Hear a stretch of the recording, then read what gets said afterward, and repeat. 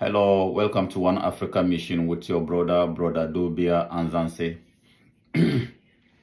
Please, as we keep encouraging you and reminding you, please, if you are new here, subscribe to our YouTube channel, One Africa Mission.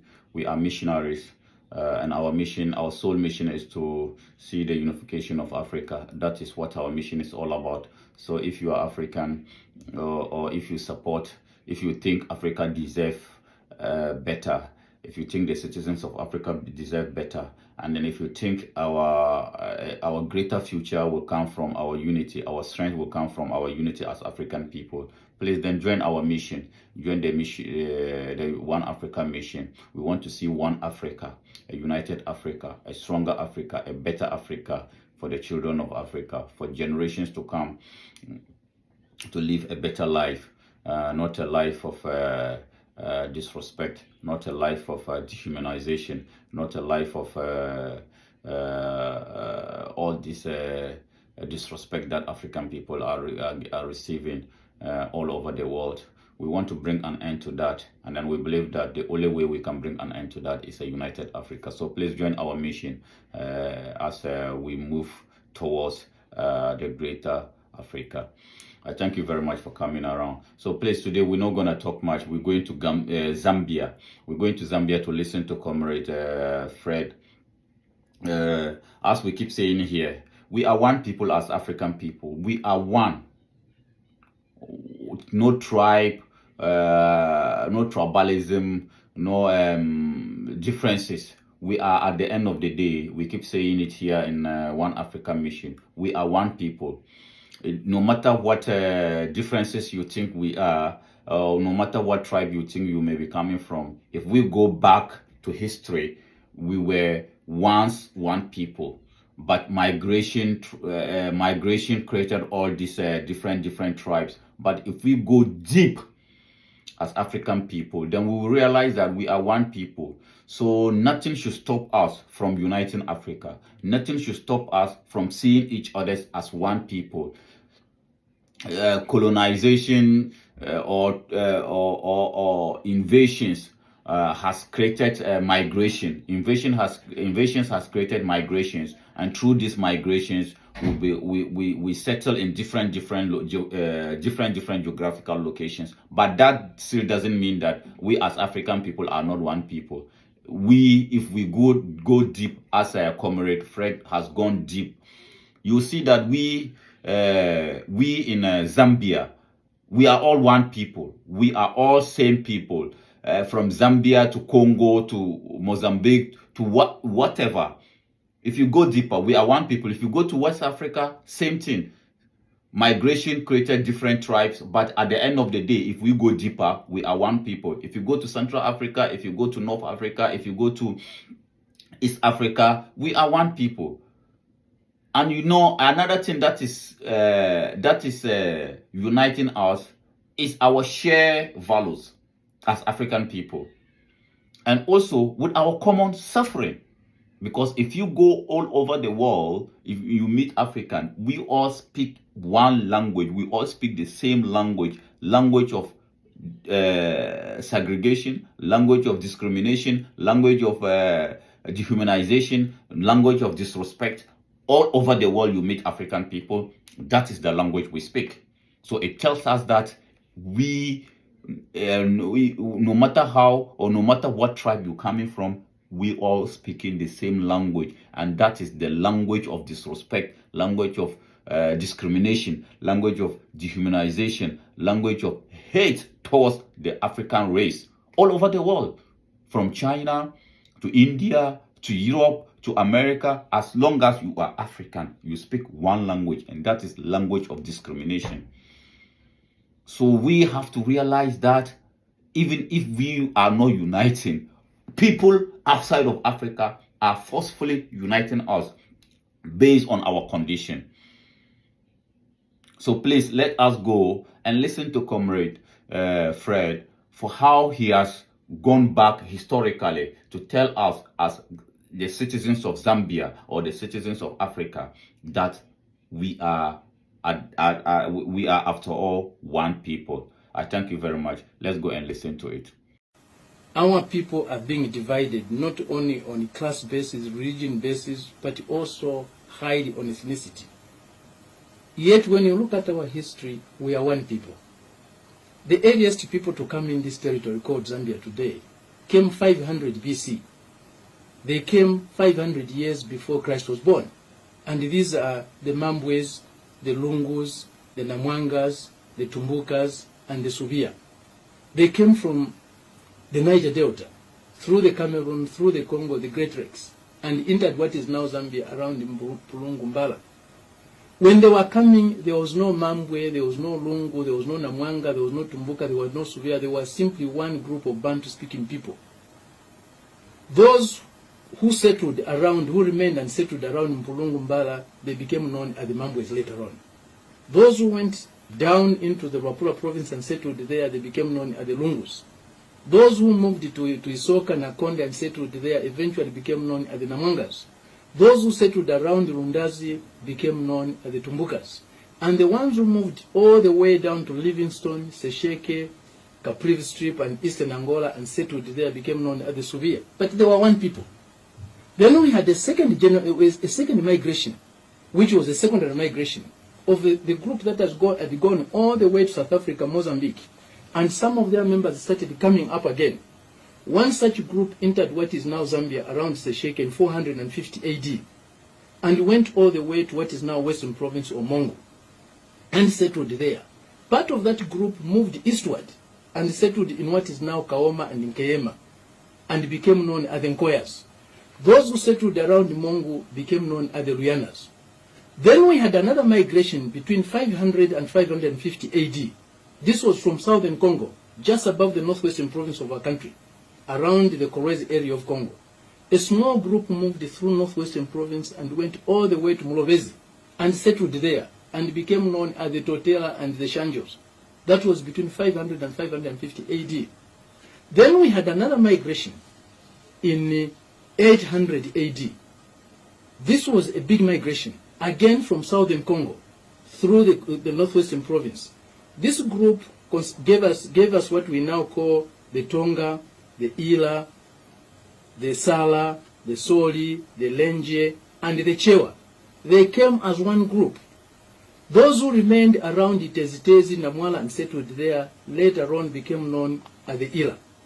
Those who settled between Mumbwa and Lusaka became known as the Sala. Those who settled around Lusaka, Chongwe, Kafiwe, later on became known as the Sori. Those who occupied the space between Lusaka and Kapirimposhi later on became known as the Lenjes.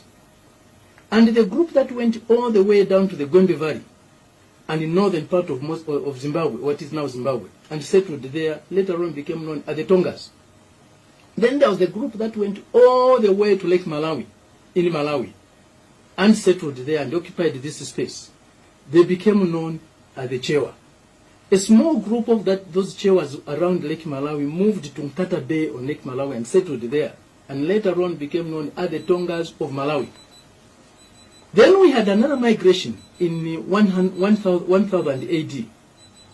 That was also from southern Congo into what is now northwestern province. Most of them settled around Solwezi, others went and occupied parts of Mumbwa, others settled in Kasempa, and they became known as the Kaonde.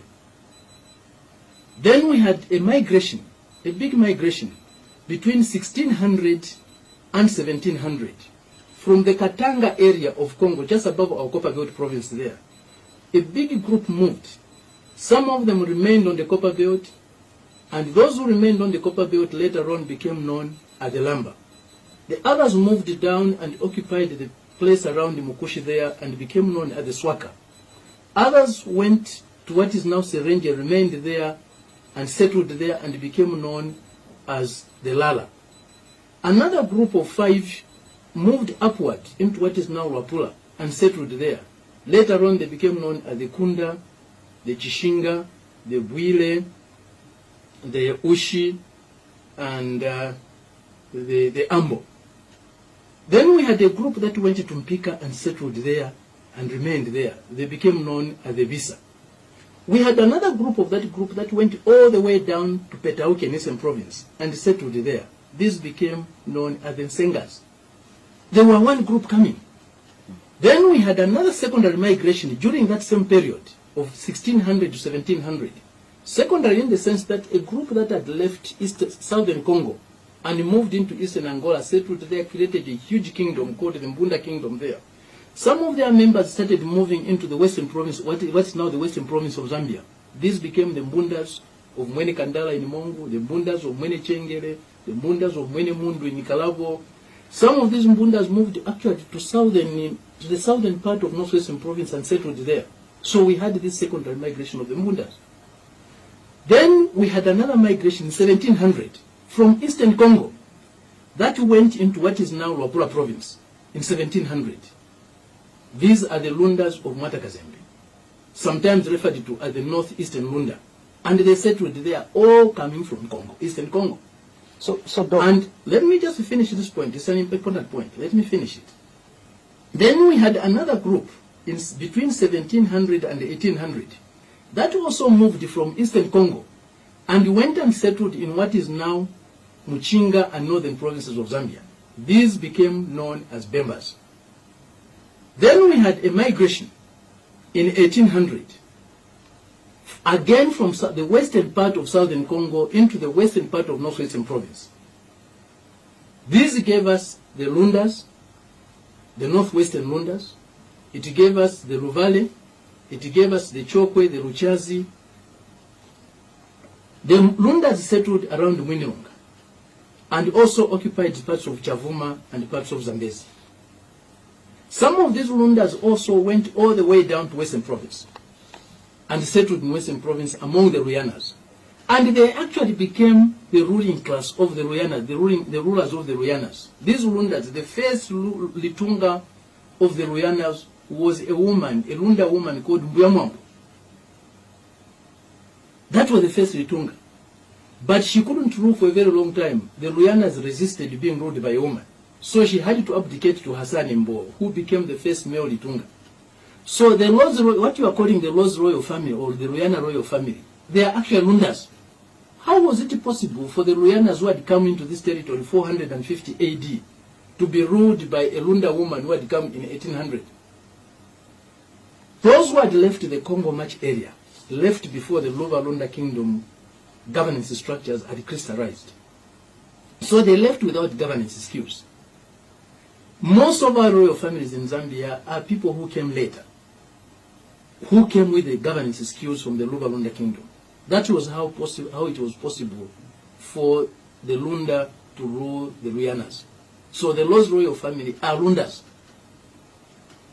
It's not only the Loz royal family who are later comers.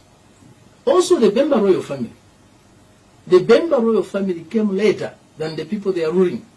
But Doc, what would like to find out is how does this whole dynamic, the rich history that you're giving right now, how does it play out?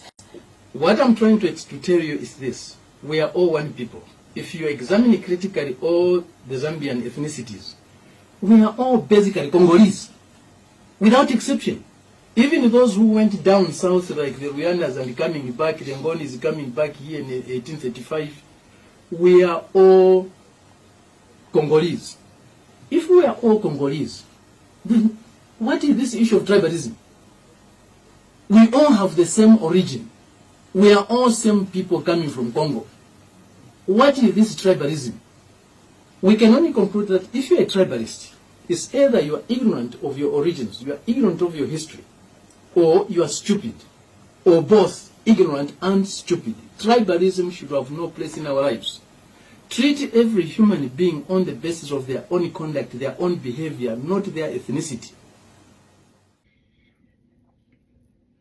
So as I was saying, if you listen to the comrade, you will see that we are one people.